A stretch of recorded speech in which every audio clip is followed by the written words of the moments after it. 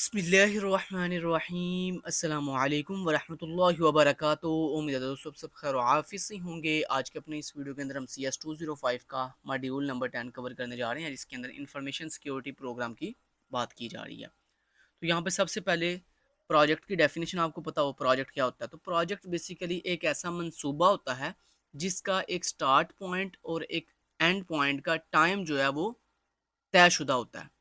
मतलब हमें पहले से पता होता है कि इसका स्टार्ट हमने कब करना है और इस प्रोजेक्ट का हमने एंड कब करना है। इसके अलावा उस प्रोजेक्ट के अंदर कुछ स्पेसिफिक हमारे ऑब्जेक्टिव्स होते हैं, यानी गोल्स होते हैं जिनको हमने अचीव करना होता है व्हेन अटेन्ड। और जब वो ऑब्जेक्टिव हम अचीव कर लेते हैं, सिग्निफाई कंप्लीशन, तो हमें पता चल जाता है जो ये साबित मतलब उन ऑब्जेक्टिव्स का कंप्लीट होना या उन गोल्स का कंप्लीट हो जाना इस बात की निशानी होती है कि हमारा जो प्रोजेक्ट है वो कंप्लीट हो गया।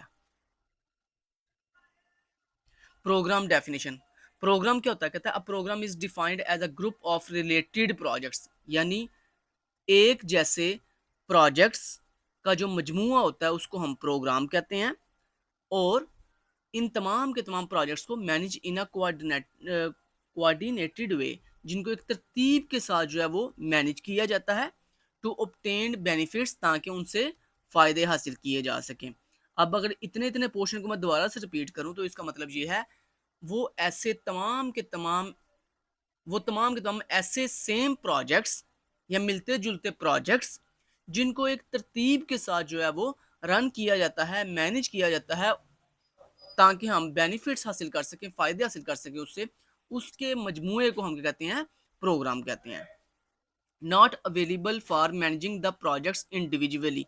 और हम प्रोग्राम को इसलिए बनाते हैं क्योंकि अगर हम हर प्रोजेक्ट को अलग अलग जो है वो मैनेज करेंगे तो उससे हमारा इंडिविजुअल, यानी अगर हम इंडिविजुअली हर प्रोजेक्ट को अलग अलग मैनेज करेंगे तो उससे क्या होगा कि हमें जो बेनिफिट्स हैं वो हासिल नहीं हो सकेंगे।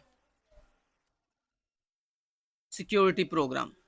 दोस्तों किसी भी कंपनी के अंदर या किसी भी ऑर्गेनाइजेशंस के अंदर जितनी जितनी भी एक्टिविटीज़ जो होती हैं, जब उनको प्लान किया जाता है और प्लान करने के बाद जब उनको एग्जीक्यूट किया जाता है तो उसको हम कहते हैं this is a security program. अब ऐसा क्यों किया किया जाता है ऑर्गेनाइजेशन के अंदर? To meet its security objective, ताकि हम अपनी सिक्योरिटी के जो ऑब्जेक्टिव्स हैं उनको हासिल कर सकें।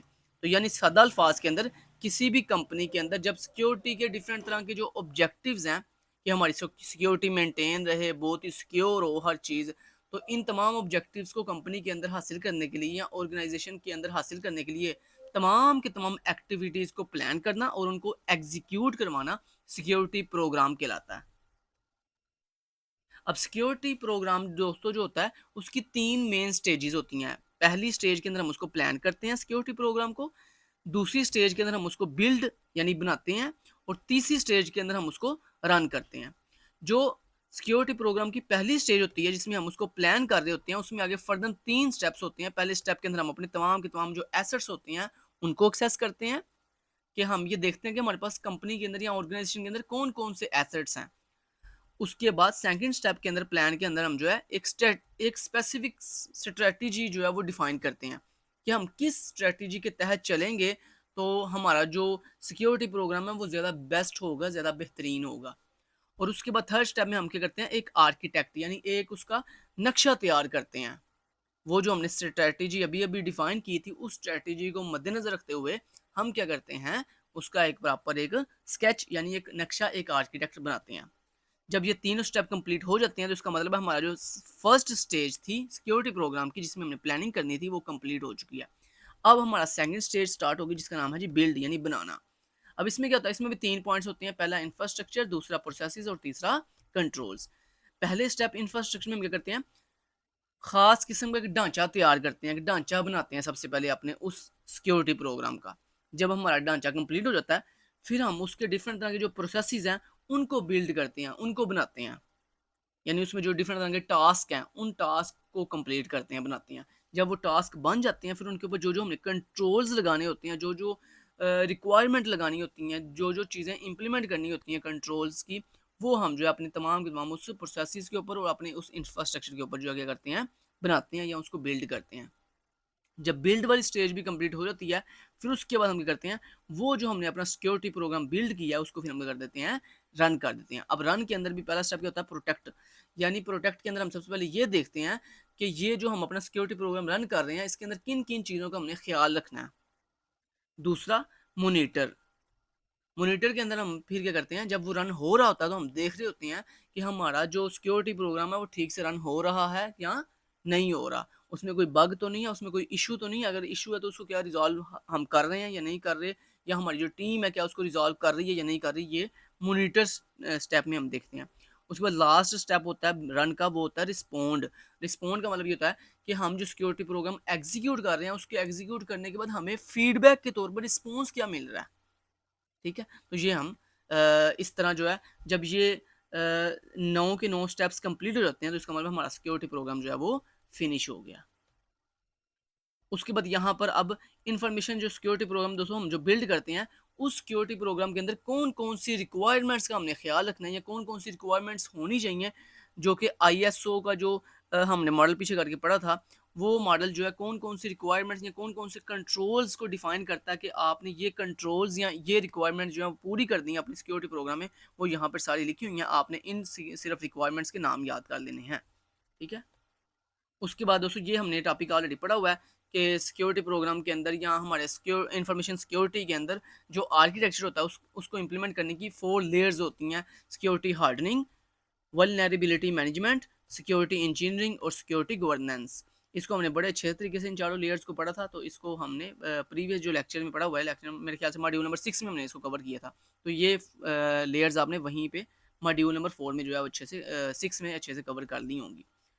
उसके बाद दोस्तों अब यहाँ बेसिकली ये बताया जा रहा है कि हमारे सिक्योरिटी प्रोग्राम के अंदर इन 4 लेयर्स को basically 4 layer security transformation model में भी implemented as an ideal security program. यानी ये जो हमारे पास जो आर्किटेक्चर है इंफॉर्मेशन सिक्योरिटी का, उसके अंदर ये जो 4 लेयर्स है ना, ये 4 लेयर्स बेसिकली हमारा एक मेन आइडियल सिक्योरिटी प्रोग्राम होता है। ठीक है, एक मेन आइडियल सिक्योरिटी प्रोग्राम होता है जिसको हम इम्प्लीमेंट करके अपना पूरा सिक्योरिटी प्रोग्राम जो है वो कंप्लीट करते हैं। उसके बाद आगे बताया जा रहा है, तो ये आपने ये एमसीक्यूज के हवाले से ज़्यादा आपको पूछ सकते हैं। फोर लेयर सिक्योरिटी जो इन्फॉर्मेशन मॉडल है या ट्रांसफॉर्मेशन जो मॉडल है वो क्या है, तो वो आपने बताना वो एक आइडियल सिक्योरिटी प्रोग्राम होता है हमारे लिए। ठीक है, मे बी इम्प्लीमेंटेड एज, यानी उसको इम्प्लीमेंट किसके तौर पर किया जाता है, उसको हम आइडियल सिक्योरिटी प्रोग्राम के तौर पर इम्प्लीमेंट करते हैं। तो ये आपका एमसीक्यूज बन सकता है। उसके बाद नेक्स्ट ये है कि जब हम अपना सिक्योरिटी प्रोग्राम के अंदर जो बेसिक पॉलिसी है जब उसको एस्टेब्लिश कर लेते हैं, बना लेते हैं, और उसके बाद हम अपने ये जो 4 लेयर्स हैं इनको जब स्टेप बाय स्टेप जो है स्टेप 1 से लेकर स्टेप 4 तक कंप्लीट प्रॉपर वे से इंप्लीमेंट करते हैं, तो हम उसकी वजह से जो है कंस्ट्रक्टिव जो रिजल्ट्स हैं वो अचीव कर सकते हैं कंपनी के अंदर या ऑर्गेनाइजेशन के अंदर। तो यहाँ पर दोस्तों हमारा जो मॉड्यूल नंबर 10 है वो कंप्लीट होता है। इसमें जो मेन पॉइंट्स मैं सिर्फ बताता हूँ ना इन मॉड्यूल्स के अंदर, सिर्फ आप उन्हीं को कवर किया करो, बाकी ज़्यादा ब्रीफली चीज़ों को करने की ज़रूरत नहीं है, क्योंकि जो लॉन्ग क्वेश्चन होगा जैसे मॉड्यूल नंबर 6 के अंदर हमने ये जो सिक्योरिटी के हमारे ये जो 4 लेयर्स थी इनको हमने ब्रीफली एक्सप्लेन किया था, क्योंकि ये लॉन्ग क्वेश्चन था वहाँ पे। तो बाकी ये इसमें ऐसा कोई लॉन्ग क्वेश्चन नहीं है, इसमें सिर्फ छोटी छोटी शॉर्ट क्वेश्चन थे जो कि मैंने आपको अच्छे से जो है वो क्लियर करवा दिए हैं। Thank you so much, till then guys, take care, अल्लाह हाफिज़।